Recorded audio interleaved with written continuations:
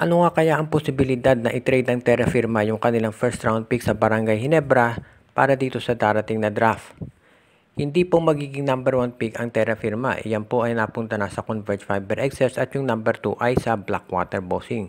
Pero ganun pa man, mahalaga pa rin yung first round pick ng Terra Firma kahit number 3 ito dahil yan ang kinakailangan ngayon ng Barangay Ginebra. Nakita na natin yung lineup ng Ginebra, obvious na sa lahat na medyo tumatanda na ito at nagiging unfortunately yung mga bata nilang players nagiging injury prone din. So mukhang yan ang tinitignan ngayon ni Coach Tim Cone na paraan para mapalakas yung kanyang lineup. So sa mga nagsasabi na hindi naman gumagamit ng rookie si Coach Tim, nakita natin si Rafco naging part na ng rotation ng Gene Kings. Kaya sa tingin ko hindi magiging issue dito yung playing time para sa rookie basta magde-deliver siya. Kaya sa tingin ko yan ngayon ang importante para dito sa Barangay Ginebra. Sa ngayon itong Barangay Ginebra, siyempre nagre-rely pa rin sila mostly kay Stan Hardinger, Aguilar, Scottie Thompson, Maverick Hanmisi. Pero as much as possible gusto nila na of course bumalik agad si Jamie Malonzo. Pero for the conference mukhang out na to talaga at syempre hindi naman yan pupersahin ni Coach Tim Cone. Sa ngayon, tumitingin din sila in the future dito sa draft at ang susi dyan ay syempre yung pick ng Terra Firma.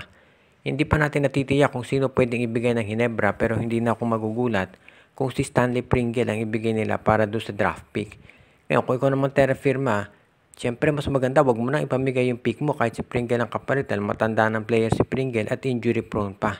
Kaya sa tingin ko mas maganda kung ang Terra Firma ay i-retain na lang yung draft pick nila.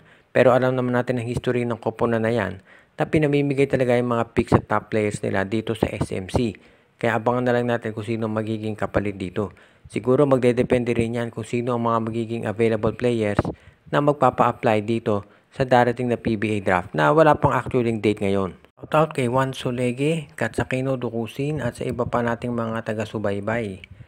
At sa ngayon, ang balita natin, itong Converge Viper XR ay sigurado nang magiging number 1 pick sa susunod na draft at susunod na itong Blackwater Bossing.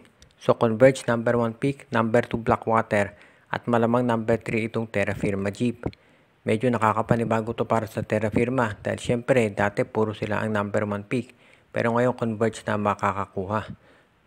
Ayon dito sa mga insiders, malamang ang kunin nila ay ito si Justin Baltasar dahil syempre naibalita na nga natin na siya talaga ay malapit dito kay Mr. Delta Pineda kaya yan ang dahilan kung ba't sa Converge niya gustong maglaro.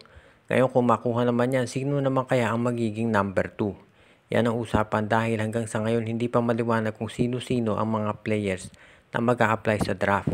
Marami syempre dyan na yung mga galing sa UAAP, NCAA, pero din sa mga MPBL na mag-a-apply dyan. At may mga field foreigners din syempre. Ang tanong lang kasi, ilan ba doon sa mga mahuhusay na players ngayon ang mag-a-apply sa PBA o susubukang maglaro sa abroad dahil syempre, yan ang isang problema ngayon ng PBA dahil marami doon sa mga players natin katulad nila Matthew Wright, Ray Parks, Kiefer Ravena, Greg Slaughter. Well actually si Greg bumalik na dito pero yung iba pa ay nandun pa rin sa abroad at doon syempre mas malaki sahod. Kaya abangan na lang natin kung ang mga nabanggit na players ay mag-a-apply. Ang maliwanag dito ito si Baltasar. Almost 100% sure mag-a-apply yan sa draft at makukuha ng Converge. So tignan na lang natin kung sino pa ang makukuha ngayon ng mga ibang teams. As it is, mukhang ang gagawin na lang nitong Terra Firma ay magsisettle kung sino magiging ibang available.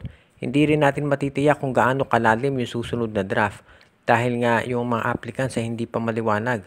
So sa ngayon, ang maliwanag lang ay itong Converge at Blackwater ay ang number 1 at number 2.